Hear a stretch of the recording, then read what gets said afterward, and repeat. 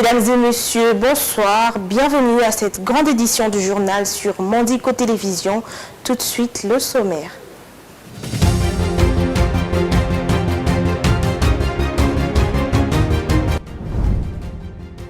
Kinshasa a vibré ce jeudi 13 juin 2024 au rythme de remises et reprises dans divers ministères, quelques heures après la prise de fonction de la chef du gouvernement Judith Suminwa le mercredi 12 juin à la primature. Le vice-premier ministre, ministre du Plan, Guilain Nyembo-Mbouizia a également pris ses fonctions ce jeudi 13 juin lors d'une cérémonie traditionnelle entre le représentant de Judith Suminwa.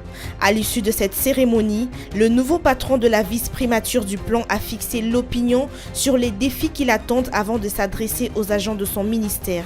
Au ministère de la Culture et Arts, Catherine Katunga-Foura a remis le bâton de commandement à Yolande Elébé. De sa prise de fonction, Yolande Elébé a promis de poursuivre les efforts de sa prédécesseur afin de promouvoir une fois de plus la culture congolaise. Au chapitre de réaction, l'opposition congolaise se montre particulièrement sceptique quant à la faisabilité du plan d'action du gouvernement du second mandat du président Félix Tshisekedi. Francis Moulaja, président du mouvement de patriotes pour la démocratie, laisse entendre que les prochains jours seront encore très difficiles. Durant 2 jours, soit du jeudi 13 au 14 juin 2024, les élèves du niveau secondaire passent leurs tests d'évaluation et d'orientation sur toute l'étendue nationale. Ces épreuves ont pour but de tester leurs connaissances avant d'entamer l'étape des humanités.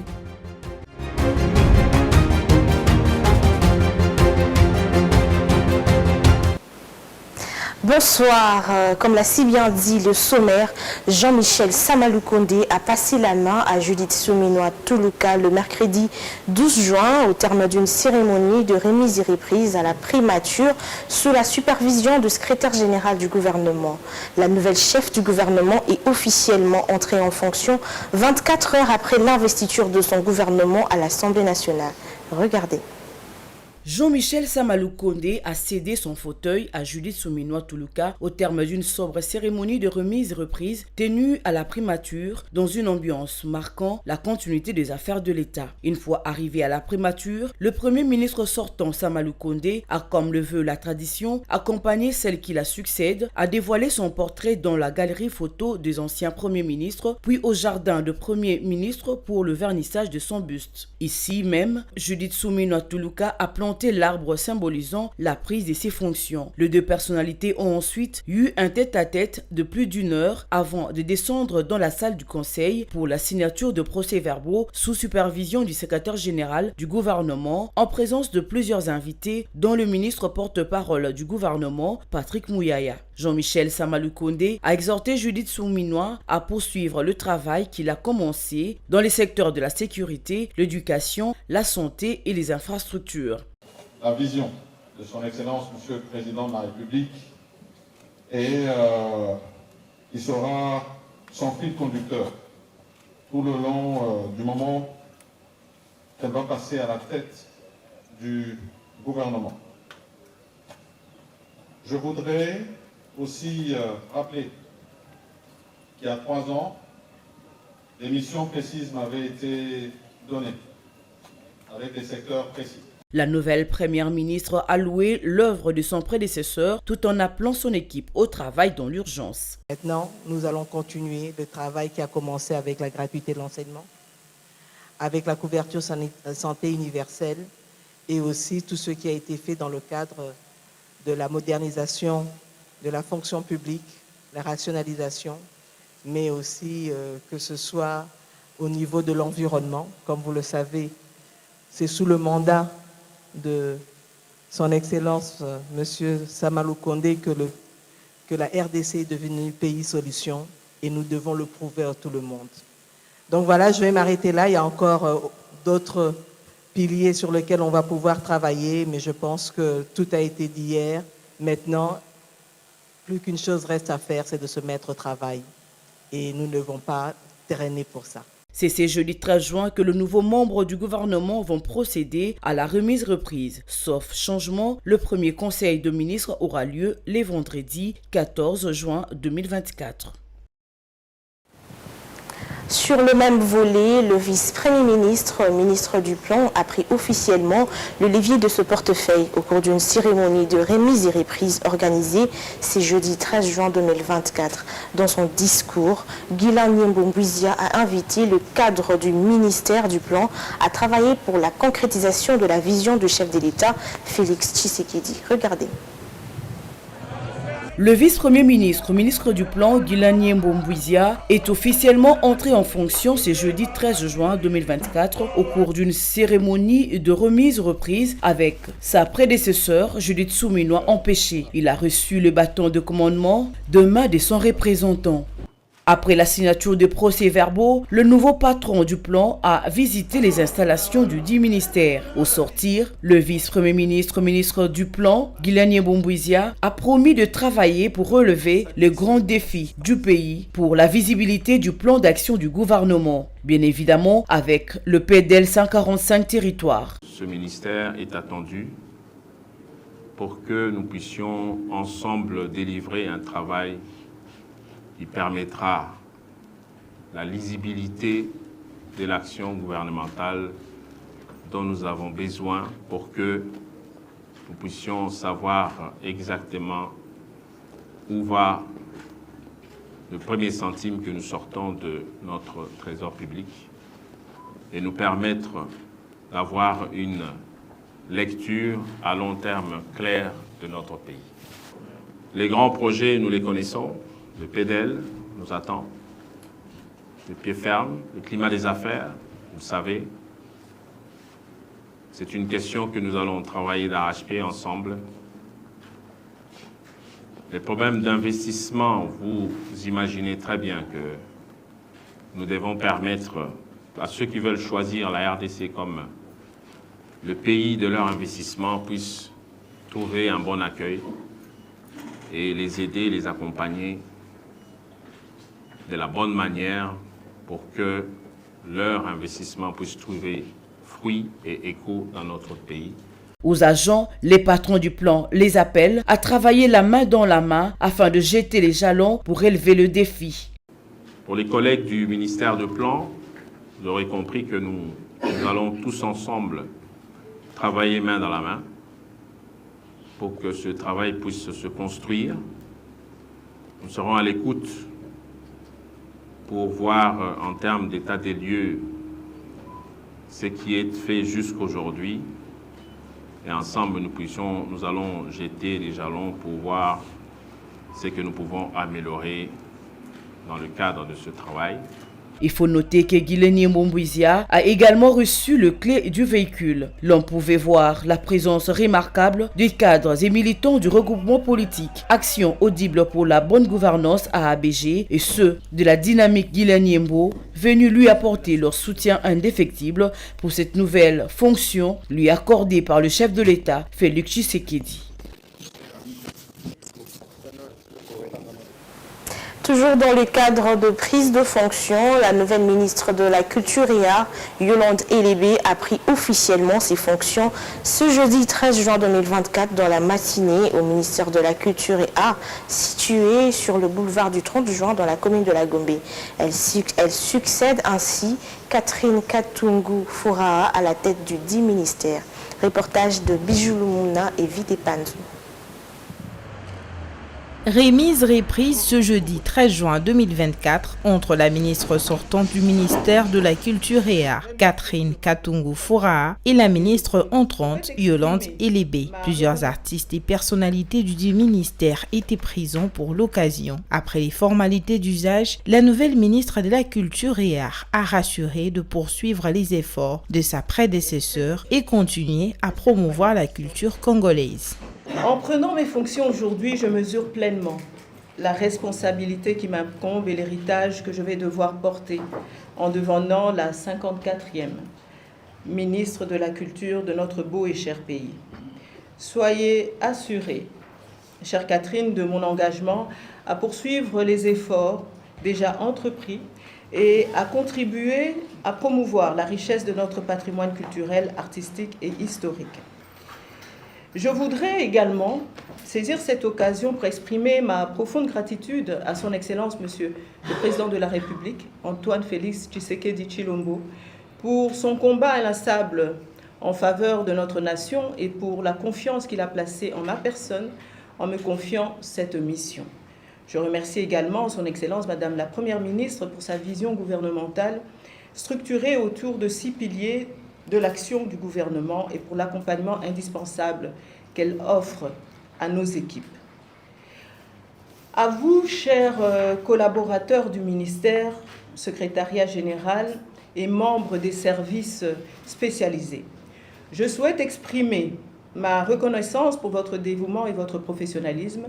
Vous êtes les piliers de cette institution et c'est ensemble que nous réaliserons les ambitions de notre ministère. Chaque département Présent à cette cérémonie, Roch Bokabela et membre du collectif des artistes et du culturel n'a pas manqué de s'exprimer. C'est vraiment un motif de joie pour nous parce que nous on a longtemps milité pour qu'on ait à la tête de ce ministère quelqu'un qui devait venir du monde culturel et voilà, alors c'est l'occasion pour nous de remercier le chef de l'État pour ce choix et donc nous lui souhaitons tous les meilleurs possibles, un fructueux mandat. Et si on est là, c'est pour lui témoigner notre soutien et notre accompagnement. Et là, pour avoir été là où on préparait, on concoctait des stratégies pour faire décoller ce secteur, elle était présente et donc elle a tous les ingrédients possibles pour faire décoller ce ministère, pour faire rayonner ce ministère et en faire un ministère vraiment, réellement régalien. Ce que nous souhaitons, c'est qu'elle puisse avoir les moyens de sa politique. Et notre souhait le plus ardent, c'est que l'on puisse revoir le budget alloué à ce ministère à la hausse pour qu'elle réussisse à concrétiser tous les objectifs lui assignés dans le plan stratégique du gouvernement. Ce sont les différents défis, auxquels elle doit prendre à bras le corps pour que les artistes et aussi la culture puissent rayonner. Sans compter notre souhait de voir le fonds de promotion culturelle faire réellement son travail, être redynamisé, c'est-à-dire que ça puisse donner des moyens aux créateurs pour faire la promotion de la culture. À noter que selon plusieurs acteurs culturels, Yolande Elébé est un choix judicieux fait par le président de la République, Félix-Antoine Tshisekedi, étant donné qu'elle maîtrise le secteur de la culture. Les défis à relever sont certes des tailles pour la ministre de la Culture. Il lui faudra mettre en place une bonne politique culturelle en vue de faire avancer ces secteurs souvent négligés. Pour clore ces chapitres, en réaction au programme du gouvernement présenté par la chef du gouvernement au Palais du Peuple, Francis Moulaja Kabamba, président du mouvement de patriotes pour la démocratie, MPD, ainsi toute l'opposition congolaise s'y montre très sceptique quant à la faisabilité de ce programme d'action de ce gouvernement du second mandat de Félix Tshisekedi. Il répondait aux questions de Rantaluela. Le gouvernement souminois peut-il soulager la misère du peuple congolais au regard du budget présenté à l'Assemblée nationale pour son plan d'action? Francis Moulaja Kabamba, président du MPD, estime qu'aucun changement ne peut être envisagé du fait de ne pas avoir priorisé le secteur clé.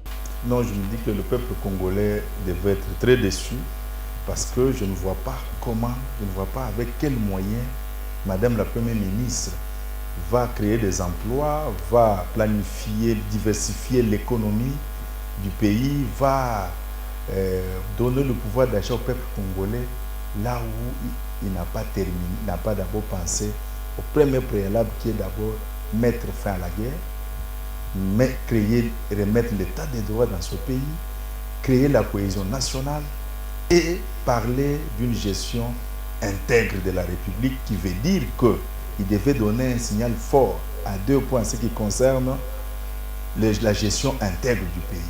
1. De présenter au peuple congolais la diminution du train de vie des institutions. 2, mise en examen judiciaire de tous les détournaires du gouvernement sortant. Malheureusement, on n'a pas senti Madame se démarquer dans ces choses-là. Et je vois ça très mal. Comment est-ce qu'il va arriver à faire ce qu'il est en train de dire, ce qu'il est en train de dire là. Donc le peuple doit s'attendre à des moments difficiles les jours qui vont venir. Audacieux ou pas, l'important c'est qu'on nous dise les 12 milliards, les 15, tout ce qu'ils ont fait dans le passé, cet argent a produit quoi dans notre pays? Au moment où nous vous parlons, nous avons l'insécurité qui bat son plein dans ce pays. Nous avons ce que je viens de vous citer ici, les peuples ne savent plus manger, les taux de dollars ne savent pas se stabiliser parce que l'argent va où? Va dans la consommation des institutions et puis dans les détournements. Parlons éducation dans ce journal. C'est ce jeudi qu'a débuté la 3e édition du test national d'orientation scolaire et professionnelle TENASOP. Durant 2 jours, les élèves de la 8e année vont tester leurs connaissances. Ils sont appelés à l'école de l'épreuve. Laetitia Moulalou. La 3e édition du test national de sélection d'orientation scolaire et professionnelle TENASOP a démarré ce jeudi 13 juin dans l'ensemble du territoire national, dont la première édition a été lancée à Lubumbashi en 2022 et qui ne concerne que les élèves de la 8e année du cycle d'orientation. À Kinshasa, les dispositions ont été prises pour le bon déroulement durant les 2 jours, a indiqué le directeur de la province éducationnelle Lukunga en réunion des préparatifs avec ses collaborateurs. Nous avons montré aux uns et aux autres que la province éducationnelle de Kinshasa Lukunga va organiser cette année 94 centres et avec les effectifs de 44 000 donc, candidats. Alors, il faudrait que nous, à notre niveau, nous puissions faire le suivi, pas à pas, dans les soucis de pousser donc, les comités sous-provinciaux qui doivent organiser directement donc, ces tests nationaux de sélection d'orientation scolaire et professionnelle, de pouvoir organiser ça dans de très bonnes conditions et surtout en luttant contre les antivaleurs. Parce que nous ne voulons pas que les enfants qui doivent présenter ces tests puissent être mis dans des situations donc, non voulues. Ce test d'orientation sanctionne le cycle terminal de l'enseignement de base. Il permet de dégager le profil psychologique de chaque élève et de l'orienter selon ses aptitudes vers les types d'enseignement organisés aux humanités. Autre chose à présent, célébration de la journée internationale de la langue française. Un concours de dictée écrite a été organisé par 2 femmes de la presse écrite en partenariat avec la MONUSCO. Au total, 10 élèves ont pris part à ce concours. Laetitia Moulalou, une fois de plus. Les textes de ce concours de dictée française, à l'occasion de la Journée internationale de la langue française, ont tenu autour des sujets bannissant la haine et la désinformation. Les élèves de ces 5 écoles ont abordé cette dictée pour leur apprentissage à l'écriture et d'assigner la promotion du français. La participation massive des élèves a été saluée par l'organisateur qui est la MONUSCO. La MONUSCO apporte son soutien technique et logistique à l'ACOFEP pour l'organisation de ce concours qui vise à réconcilier les élèves avec l'usage de la langue française en leur inculquant le goût de la lecture et en améliorant leur écriture. Même réaction du côté de Madame Ngike, présidente de l'Association congolaise des femmes journalistes de la presse écrite, ACOFEP. À une époque où le numérique a pris une place prépondérante dans la vie de jeunes, où plus de 80% d'entre eux passent une partie significative de leur temps sur les réseaux sociaux, il est impératif de les sensibiliser à ces enjeux. Mireille Izemengia, lauréate de l'école Les Petits Anges de Kintambo, a également reconnu la bonne organisation de ce concours de dictée. Oui, j'étais à la première place, on m'avait mis en bas, c'était 2 personnes, on avait fait la dictée, on devait mélanger Nous tous, on avait fait la dictée ensemble. J'avais réussi. Je savais déjà que j'allais réussir. Les 3 premiers lauréats ont bénéficié des bourses d'études pour l'année scolaire prochaine.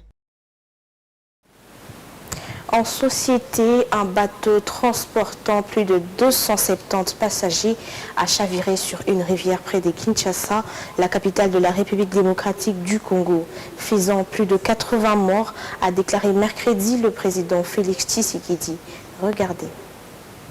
Il s'agit du dernier accident de bateau meurtrier dans ce pays d'Afrique centrale où la surcharge est souvent mise en cause, notamment en février, lorsque des dizaines de personnes ont perdu la vie après le naufrage d'un bateau surchargé. Un communiqué citant M. Tshisekedi indique que le bateau fabriqué localement a chaviré lundi en fin de journée dans la province de Mai-Ndombe, le long de la rivière Koa. Le bateau transportait 271 passagers vers Kinshasa lorsqu'il est tombé en panne à cause d'une défaillance du moteur, selon Radio Okapi soutenu par l'ONU, citant Renmaker, les commissaires de l'eau dans les districts de Mouchi où l'accident s'est produit. 86 de passagers sont morts, tandis que 185 ont réussi à nager jusqu'au rivage à quelques 70 km de la ville la plus proche de Mouchi, a déclaré Maker. Selon lui, les bateaux ont heurté le bord de la rivière et s'est brisé. Les autorités congolaises ont souvent mis en garde contre la surcharge et promis de punir ceux qui ne respectent pas les mesures de sécurité en matière de transport maritime. Mais dans les régions reculées d'où viennent la plupart des passagers, beaucoup n'ont pas les moyens de payer le transport public pour les quelques routes disponibles. Clôturons ce journal avec cette page noire. Moins de 24 heures après son décès, le corps de Blanche Odia Kandolo, épouse du pasteur Marcelo Tounassi, a été rapatrié dans la nuit du mercredi à ce jeudi 13 juin 2024. La dépouille mortuaire est arrivée par l'aéroport de Njili et est conservée à la morgue de l'hôpital du Cinquantenaire en attendant le programme des obsèques. Blanche Odia Tounassi est morte mercredi matin des suites d'une crise cardiaque alors qu'elle était en séjour en Turquie. C'est cet élément qui met fin à ce journal, mais avant de nous séparer, place au rappel de titres.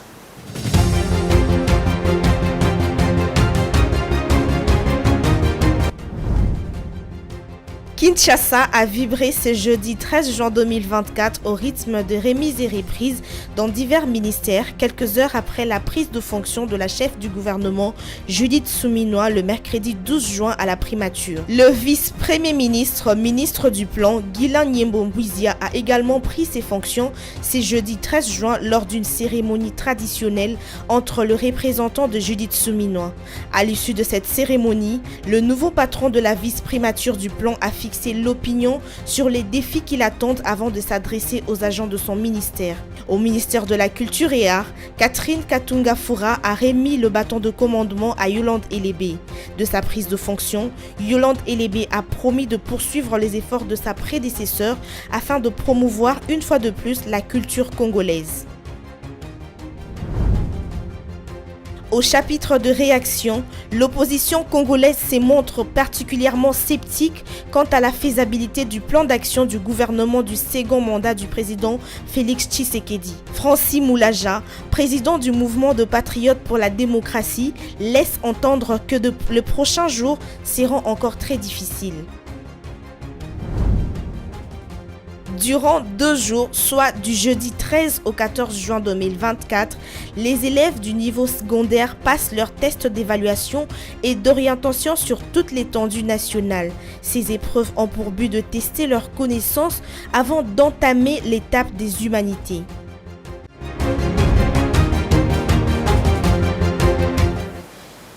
Ce journal est complètement terminé. Madame, Messieurs, merci de votre attention soutenue.